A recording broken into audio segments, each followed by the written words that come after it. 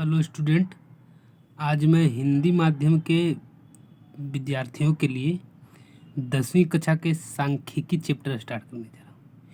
एकदम zero level से पढ़ाऊँगा और ये जितना भी कंटेंट रहेगा वो एनसीईआरटी से रहेगा, एनसीईआरटी बुक से। इसलिए चलिए स्टार्ट करते हैं। सांख्यिकी क्या है? सांख्यिकी क्या है?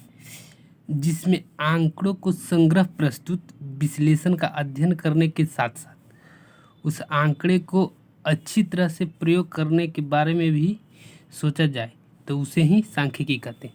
अब संग्रह मतलब क्या होता है? किसी चीज़ को जमा करना। प्रस्तुत मतलब क्या होता है? किसी चीज़ को दिखाना। और विश्लेषण मतलब क्या होता है? किसी चीज़ को उस आधार पे अध्ययन करना।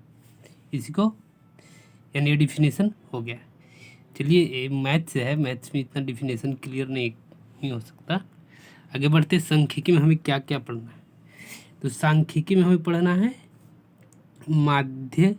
माध्यक या माध्यिका और बहुलक का अध्ययन करेंगे। माध्य क्या है? माध्य कुल प्रेक्षणों का योग का औसत को ही माध्य कहते हैं। इसके बाद आता है ब्रह्मवार्ता। ब्रह्मवार्ता में ये बताता है कि कौन सी प्रेक्षण कितनी बार आया, उसी को ब्रह्मवार्ता कहते हैं। जैसे एग्जाम्पल में ले लें, 10 विद्यार्थी है, वो 100 नंबर के मैथ्स एग्ज़ाम में कोई 30 नंबर लाया, कोई 50 नंबर लाया, कोई 60 नंबर लाया, कोई 70 नंबर लाया। तो मान लिया कि 30 नंबर लाने वाला स्टूडेंट 10 में से 5 है। तो 30 नंबर लाने वाला स्टूडेंट जो 5 है वो 5 ब्रह्मवार्ता हो जाएगा। और नंबर जो 30 है वो आंकड़ा है आपको, या प्रेक्षण भी कह सकते हैं।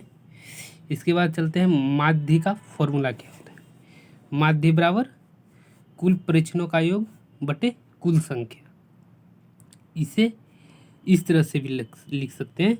माध्य बराबर इसको पढ़ते हैं समेसन एफ आई एक्स आई बटे समेसन एफ आई। इस समय मतलब हिंदी में योग बोलते हैं, योग। इसको सिग्मा, ये सिग्मा के निशान किसी भी चीज़ के आगे लगा हुआ रहे, इसका मतलब मानिए कि वो जोड़ को बता रहा है। ये भी इसके आगे लगा हुआ है, मतलब जोड़ को बता रहा है। कैसे जोड़ को बता रहा है?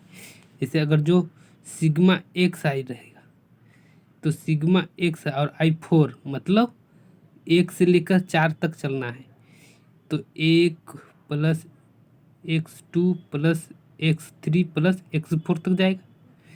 इसी तरह से एक्स आई है तो x1 plus x2 plus x3 dot dot dot X I की वैल्यू आपने कंसिडर की।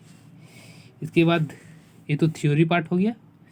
हम आपको थ्योरी बताए, इसके आधार पे अब मैथ सॉल्व कराएंगे तो क्लियर होगा।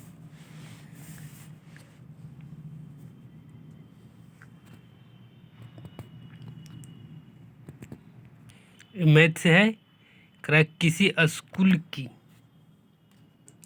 स्कूल की 10 के 30 विद्यार्थियों द्वारा गणित के एक पेपर में 100 में से प्राप्त किए गए अंक नीचे एक सारणी में दिया गया है।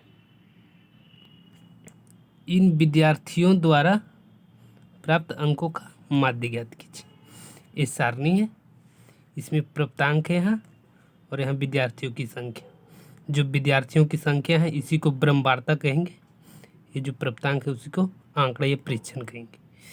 ये 10 विद्यार्थी है, 10 विद्यार्थी नहीं है, ये 10 नंबर है। 100 में से 10 नंबर लाया है एक विद्यार्थी, 100 में से 20 नंबर लाया है एक विद्यार्थी, 100 में से 36 नंबर लाया है 3 विद्यार्थी, 100 में से 40 नंबर लाया है 4 विद्यार्थी, 100 में से 50 नंबर लाया है 3 विद्यार्थी, 100 में से 56 नंबर लाया है 2 विद्यार्थी, 60 नंबर 4, 70 नंबर 4, 72 नंबर 1 विद्यार्थी, 80 नंबर 1 विद्यार्थी, 88 नंबर 2 विद्यार्थी, 92 नंबर 3 विद्यार्थी और 95 नंबर 1 विद्यार्थी।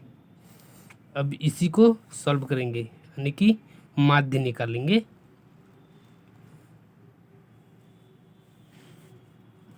माध्य, यहाँ प्राप्तांक जो है इस साइड प्राप्तांक लिखे और इधर विद्यार्थियों की संख्या लिखिए। ये जो विद्यार्थियों की संख्या है उसी को ब्रह्मवार्ता कहेंगे, ये जो प्राप्तांक है उसी को प्रेक्षण कहेंगे। अब यहाँ एफ आई मतलब ए ब्रह्मवार्ता, एक्स मतलब जो प्राप्तांक दिया गया। अभी ये दोनों को गुना किए, 10 गुने 1 बराबर 10, 20 गुने 1 बराबर 20, 36 गुने 3 बराबर 108, 40 गुने 4 बराबर 160, 50 गुने 3 बराबर 150, 56 गुने 2 बराबर 112, 60 गुने 4 बराबर 240, 70 गुने 4 बराबर 280, 62 गुने 1 बराबर 72 गुने 1 बराबर 72, 80 गुने 1 बराबर 80, 88 गुने 2 बराबर 176, 92 गुने 3 बराबर 276, 95 गुने 1 बराबर 95।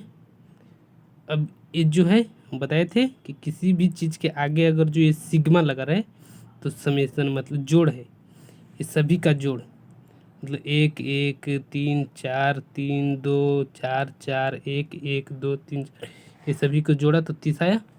इसी तरह से इधर 10 20 108 160 150 112 240 ये सभी को जोड़ा तो 1779 आया। ये 1779 है। अब फॉर्मूला चलेंगे, माध्य बराबर सभी परीक्षणों का मानों का योग बटे कुल परीक्षण। सभी परीक्षणों का मानों का योग मतलब ये जो जोड़ है यानी कि sigma F I X I बट्टे sigma F I. Sigma F I X I का मान कितना निकाले थे, 1779 बटे 30। अब इसको इससे भागा दिए तो इतना आया 59.3। ये हो गया माध्य, ये खत्म। अब तो ये सिंपल है। अब दूसरे इसी को हम अवर्गीकृत करते हैं। वर्गीकृत मतलब अंतराल में दिया हुआ रहे, उसे कैसे सॉल्व करेंगे तो उसके सॉल्व करने के लिए दूसरा क्वेश्चन लेते हैं। ये वर्गीकृत आंकड़ा है, इसी को 15 के वर्ग अंतराल बनाकर वर्गीकृत आंकड़ा में बदलेंगे। जो नीचे देखिए 10 से 25 मतलब 10 से ये माइनस नहीं समझना, 10 से 25 से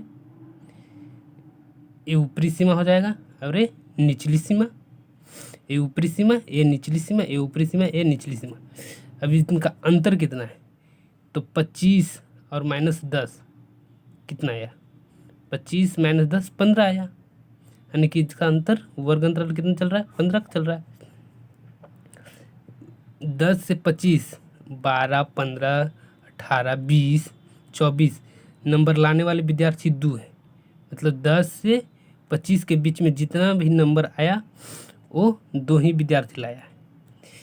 25 से 40 के बीच में 30 number 50 number 30 number 35 number 36 number, वो यानी कि 25 से 40 के बीच में नंबर लाने वाले विद्यार्थी 3, 40 से 55 के बीच में नंबर लाने वाले विद्यार्थी 7 और 55 से 70 के बीच में नंबर लाने वाले विद्यार्थी 6 और 70 से 85 के बीच में नंबर लाने वाले विद्यार्थी 6, 85 से 100 के बीच में मतलब 100 नंबर भी ला सकता है, 85 नंबर भी ला सकता है, 86 नंबर भी ला सकता है, 88 नंबर भी ला सकता है, 90 नंबर भी ला सकता है। वो विद्यार्थी 6 विद्यार्थी। अब इसको देखेंगे कि हल कैसे करते हैं। तो यहाँ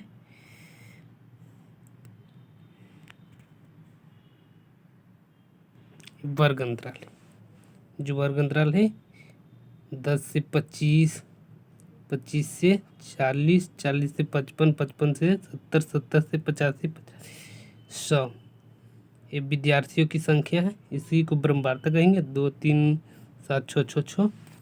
ये वर्ग चिन्ह कैसे निकालते हैं, इसका फॉर्मूला होता है वो दिखाते हैं। ये वर्ग चिन्ह, ये एक साइड वर्ग चिन्ह हो गया, ये ब्रह्मवार्ता हुई, दोनों को गुना करके लिखा गया है। यहाँ इससे गुना हुआ 6 से गुना इतना में इतना हो, इसको जोड़ के पूरा यहाँ लिखा गया है, इसको पूरा जोड़ के यहाँ लिखा गया है। वर्ग चिन्ह क्या होता है उसको फॉर्मूला दिखाते हैं। वर्ग वर्ग चिन्ह बराबर ऊपरी वर्ग सीमा प्लस निचली वर्ग सीमा बटे 2। अब जैसे वर्ग है 10 से 25, ये जो आगे रहेगा पहले जो रहेगा उसकी ऊपरी वर्ग सीमा कहेंगे, बाद में जो है रहेगा उसको निचली वर्ग सीमा कहेंगे। अब वर्ग चिन्ह निकालना है, 10 + 25 बटे 2 जोड़ेंगे तो 10 अब 25 35 को 2 से भागा देंगे 17.5 आएगा। इस तरह से वर्ग चिन्ह निकाल रहे हैं। वर्ग चिन्ह 25 से 40 का वर्ग चिन्ह होगा 25 प्लस, मतलब 25 हो गया ऊपरी सीमा, 40 हो गया निचली सीमा। ऊपरी सीमा प्लस निचली सीमा बटे 2। अब ये दोनों को जोड़े तो 65 बटे 2। अब इसको से भागा दिए तो 32.5। 40 से 55 का वर्ग चिन्ह, 40 + 55 बटे 2, 40 बटे जोड़े इसको तो 95 बटे 2 तो 47.5। इसी तरह से ये आया, इसी तरह से इसको आया, इसी तरह से इसका आया। ये पूरा हो गया। इसी तरह से अब माध्य बराबर summation of F I X Y summation of F I बराबर हो गया 1860 बटे 30। इसको भागा दिए 62 हो गया। ए एफ आई एक्स आई आया यहाँ से, वो एफ आई एक्स आई आया यहाँ से, ये हो गया एफ आई। इसी को 1800 इतना बटे 30 के और 62। ये सब जो वर्ग चिन्ह है, ये सब वर्ग चिन्ह जो निकाले उसको यहाँ भरे। वर्ग चिन्ह 17.5 वहाँ से लाए, सब यहाँ भरे। इसके बाद एफ एक्स कैसे आया, तो मतलब ए एफ है, ये एफ है, ये एक्स है, दोनों से गुना किए, इसको ऐड किए। चलो थैंक यू फॉर वाचिंग। अब दूसरे वीडियो में और इसका मेथड होता है विचलन विधि से और काल्पित माध्य विधि से, वो बताएंगे। Thank you.